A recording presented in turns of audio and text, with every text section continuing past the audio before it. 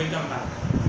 So the topic for today is fractions, and today I am going to tell you how to multiply two different fractions. यानी हम कोई भी दो या दो से ज़्यादा fractions को आपस में multiply कैसे करते हैं. So let's begin. Okay.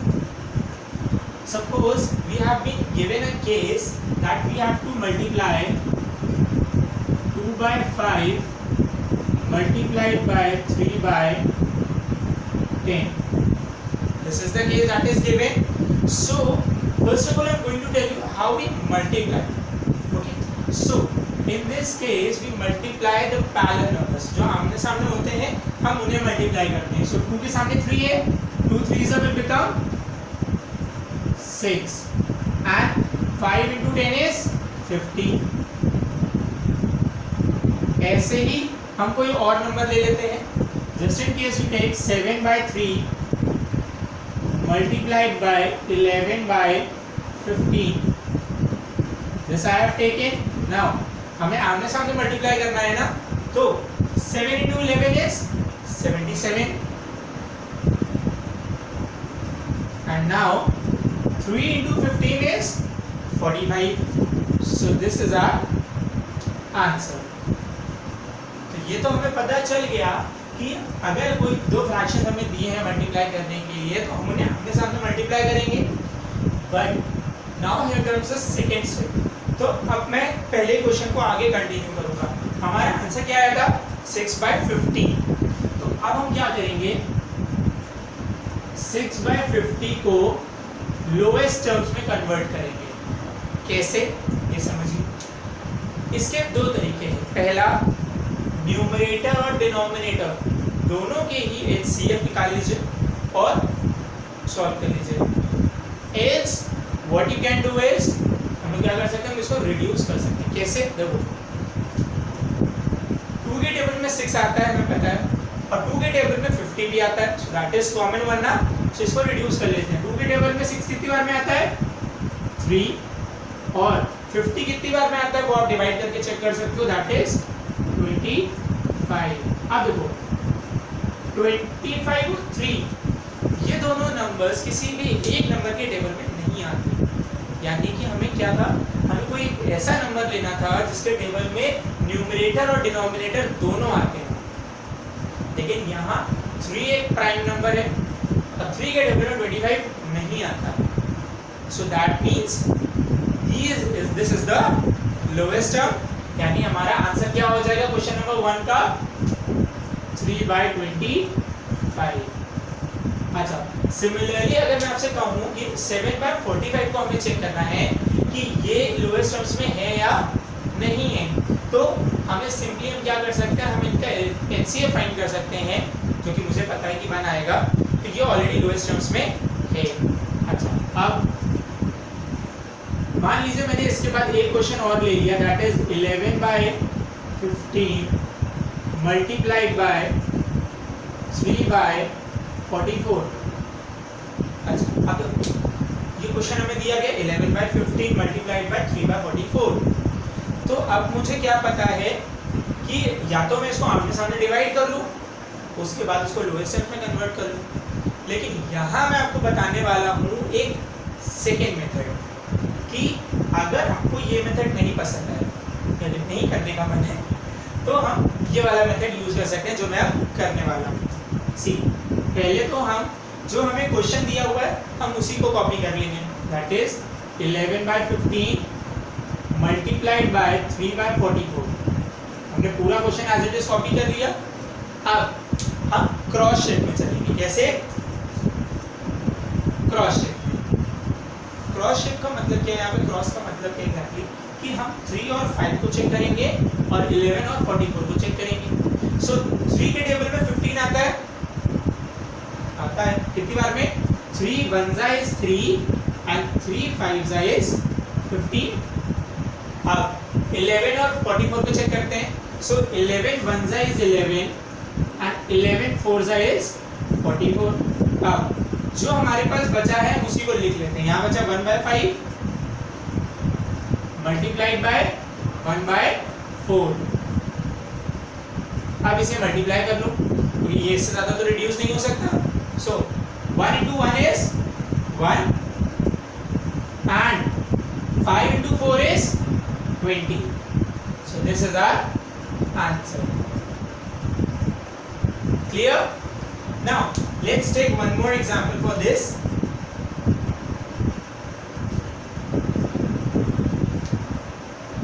Just in case I took a question like this, 22 by 7 multiplied by 3 by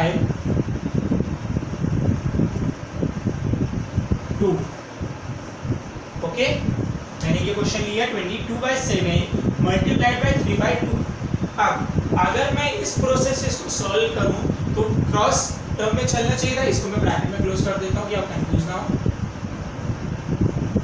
तो अगर मैं इसको क्रॉस में देखूंगा तो 3 और 7 दोनों प्राइम नंबर्स है, दोनों एक दूसरे के टेबल में नहीं आते, तो ये दोनों रिड्यूस नहीं होंगे. दूसरा देखते हैं 22 और 2, यानी कि 2 के टेबल 22 आता है ना, so we can cross them out.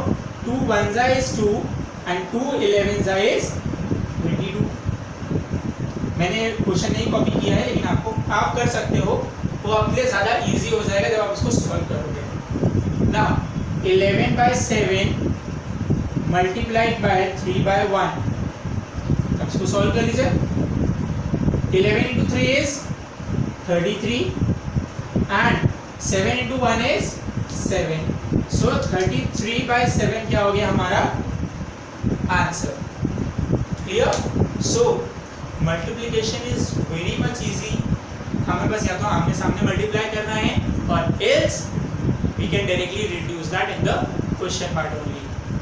So you can apply any of these methods, either this one, that first of all you multiply then reduce to lowest terms, or you can reduce first and then multiply. Both the methods will be correct. You can apply any one of them.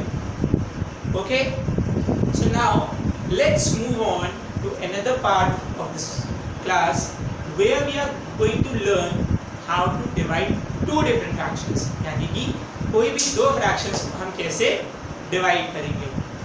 Okay, so let's move on.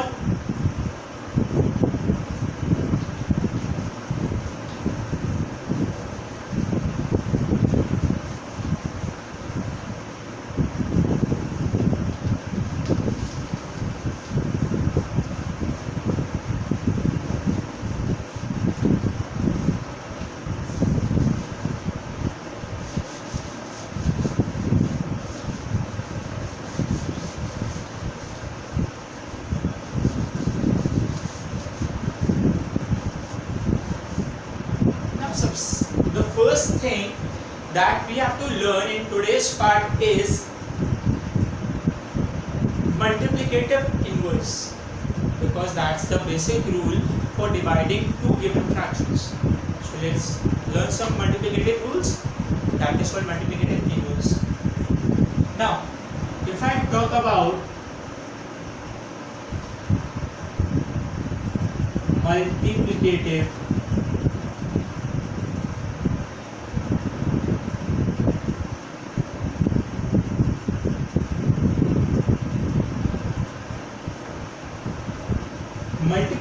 inverse, just in case we have been given 5 by 12 and we have to write the multiplicative inverse of 5 by 12. So what will be the multiplicative inverse? 12 by 5. That means जो हमारा numerator है वो denominator बन जाएगा और जो हमारा denominator है वो क्या बन जाएगा? Numerator. Let's try one more. 7 by 19. Again the same thing, so that will be 19 by 7. Now in case you have been given a whole number, we have to convert 15, or you can say we have to write the multiplicative inverse of 15. तो हम क्या करेंगे? We will write 1 in the denominator. यानी जब भी हमें whole number दिया होगा और उसके पीछे कोई भी डिनोमिनेटर नहीं होगा तो वहाँ हम 1 लगा सकते हैं. अब इसको हम रेसिप्रोकल कर सकते हैं. And just for your information, one more thing, multiplicative inverse is also known as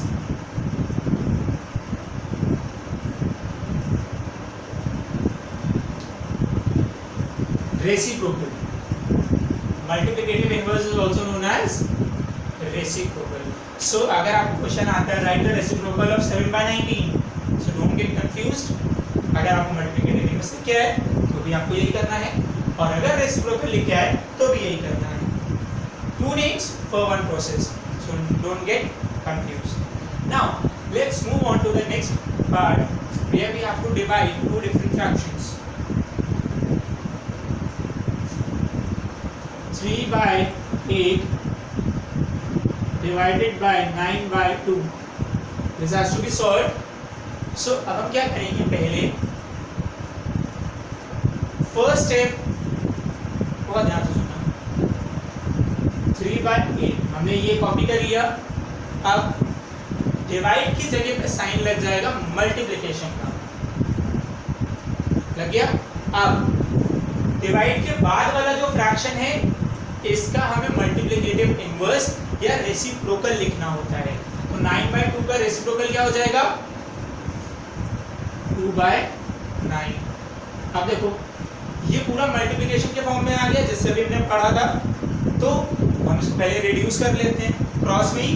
so 2 1 is 2 and 2 2 is 4. Similarly 3 1 are 3 and 3 3 are 9.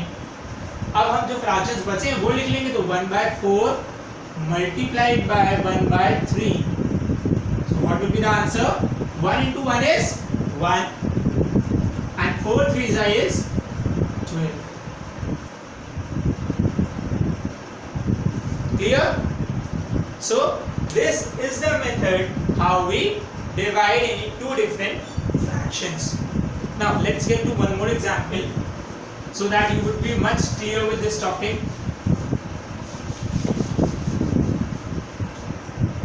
Now if you get a bigger number, 25/35 divided by 5 and 7. This is the question that is given to us. ठीक. Now what we do is हम पहले सबसे step वही करेंगे क्या कि divide की जगह पे किसका साइन लग जाएगा, यस मल्टीप्लिकेशन का, और उसके बाद वाले फ्रैक्शन का हम क्या लिखेंगे, multiplicative inverse. So that will become 7/5. Now हम फिर से क्रॉस रिड्यूस कर लेंगे.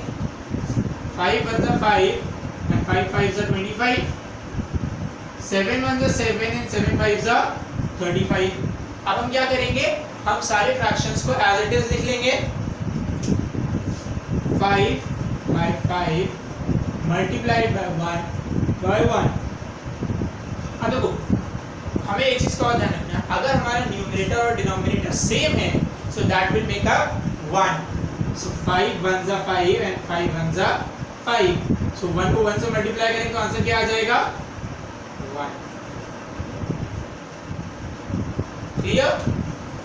So similarly, if you get a fraction that is a whole number to divide, then what will you do? We will just simply take 1 in the denominator part and then the whole process will remain the same. So now, if you are having any queries, any suggestions or any advices, you can just drop down into the comment box and I will get back to you. Till then, keep learning, keep practicing. Good luck.